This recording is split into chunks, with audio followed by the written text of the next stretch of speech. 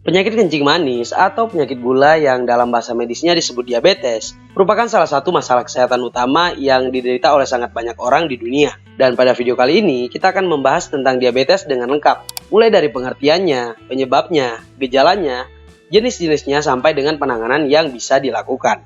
Tonton terus videonya sampai habis.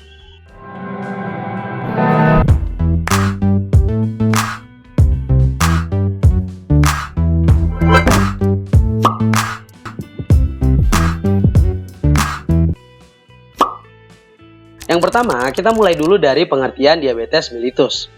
Saya yakin semua sudah familiar dengan definisi diabetes, di mana seperti namanya, penyakit gula terjadi ketika adanya gula berlebihan di dalam darah kita.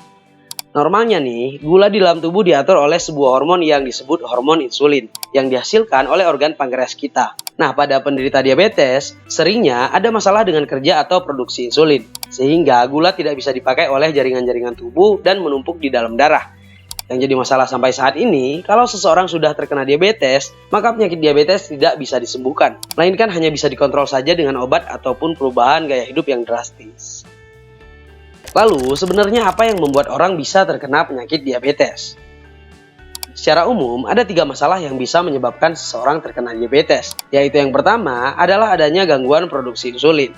Kemudian yang kedua, kerja insulin yang tidak optimal yang disebut dengan resistensi insulin. Dan yang ketiga, terlalu banyak gula yang masuk ke dalam tubuh. Ketiga hal ini bisa disebabkan karena beberapa hal. Di antaranya adalah faktor genetik atau keluarga yang bisa membuat gangguan produksi pada sel pankreas, sehingga insulin produksinya bermasalah. Bisa juga karena pola makan yang tidak sehat, atau karena obesitas dan pola hidup yang tidak bagus, serta akibat jarang olahraga. Dan bisa juga karena faktor usia, di mana resistensi insulin lebih rentan terjadi pada usia di atas 65 tahun.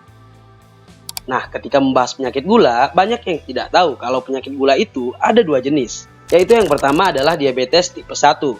Diabetes tipe 1 ini terjadi sekitar 5-10% dari keseluruhan kasus diabetes. Pada penderita diabetes tipe 1, terjadi penghancuran dari sel-sel pankreas yang biasanya memproduksi insulin, yang bisa disebabkan karena beberapa hal, di antaranya karena genetik, masalah autoimun, atau infeksi.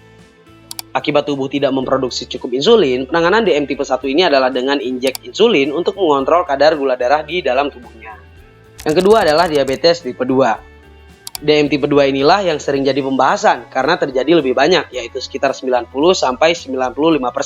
dari semua kasus diabetes. DM tipe 2 ini disebabkan karena penurunan sensitivitas dari insulin atau yang disebut resistensi insulin, di mana kerja insulin tidak optimal dalam mengatur kadar gula di dalam darah. Kemudian, penderita diabetes biasanya akan merasakan beberapa gejala, di antaranya poliuria atau banyak kencing, yang disebabkan karena gula terlalu banyak dan ginjal menganggapnya sebagai sampah, sehingga akan lebih sering dibuang dari dalam tubuh. Lalu karena sering kencing, ya otomatis akan muncul gejala polidipsia atau haus terus-menerus untuk mencukupi kebutuhan cairan kita. Penderita juga akan merasakan polifagia atau rasa lapar berlebih. Hal ini disebabkan karena sel-sel seluruh tubuh tidak mendapatkan sumber energi utamanya yaitu glukosa atau gula, sehingga tubuh akan terus-menerus merasa lapar tentunya. Kemudian, penderita juga biasanya kehilangan berat badan yang lumayan.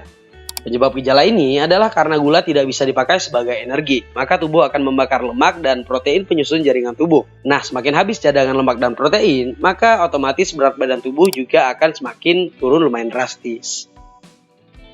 Banyak juga yang kemudian merasakan gejala cepat lelah dan lemah sepanjang hari. Dan hal ini adalah wajar terjadi karena ya tubuh tidak mendapatkan sumber energi utamanya. Kemudian kencing orang gula juga akan terasa lebih bau karena di dalam kencingnya terjadi kelebihan gula juga. Lalu pada yang sudah menderita gula lumayan lama, biasanya ujung-ujung tangan dan kaki penderita akan merasakan kebas-kebas dan penglihatan jadi kabur. Hal ini terjadi karena penumpukan gula semakin lama akan mengganggu aliran darah dan saraf-saraf kecil di ujung-ujung tubuh. Dan terakhir, karena gula mengganggu aliran darah ke pembuluh darah kecil, maka biasanya jika terjadi luka pada orang yang diabetes, luka akan lama sembuh, serta sangat rentan terjadi infeksi. Lalu, setelah terdiagnosis punya penyakit gula atau diabetes, apakah bisa sembuh atau berhenti minum obat? Sampai saat ini, belum ada obat pasti untuk menyembuhkan diabetes sepenuhnya. Dan kebanyakan di Indonesia, pasien yang diabetes harus mengkonsumsi obat seumur hidup untuk menjaga kadar gula darah dalam batas normal.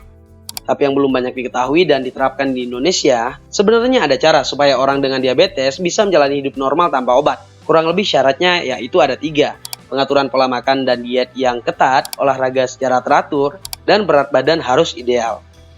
Kalau semua ini dilakukan, banyak orang yang bisa membuat penyakit diabetes ini dalam masa remisi, di mana kadar gula darah bisa normal tanpa konsumsi obat-obatan diabetes.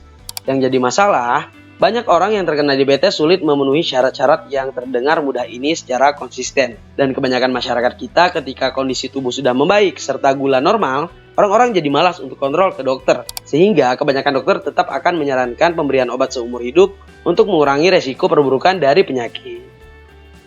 Kemudian untuk mendiagnosis diabetes mellitus biasanya dilakukan dari pemeriksaan gula darah. Ada yang namanya gula darah sewaktu yang dilakukan tanpa persiapan khusus. Ada juga gula darah puasa 2 jam atau gula darah puasa minimal 8 jam. Atau pemeriksaan lebih spesifik yang disebut HbA1c. Kalau sudah terdiagnosis biasanya dokter akan tetap menyarankan untuk konsumsi obat dan kontrol seumur hidup agar penyakit tidak jadi lebih parah. Gula tinggi di dalam darah ini jika tidak terkontrol bisa sangat berbahaya. Jadi dia sifatnya seperti racun yang bisa menempel di semua organ tubuh. Secara perlahan penumbukan di setiap organ juga akan semakin banyak dan menimbulkan masalah terutama pada pembuluh-pembuluh darah kecilnya. Karena itu jika tidak terkontrol banyak orang yang kemudian organ-organnya mulai bermasalah atau yang sering kita sebut dengan komplikasi. Nah, segitu aja dulu video kali ini. Semoga dapat bermanfaat dan sama-sama menambah wawasan kita semua. Kalau ada yang mau ditanyakan tentang penyakit gula, silahkan dicantumkan pertanyaannya di kolom komentar. Terima kasih buat yang udah nonton videonya sampai habis. Sampai jumpa di video berikutnya.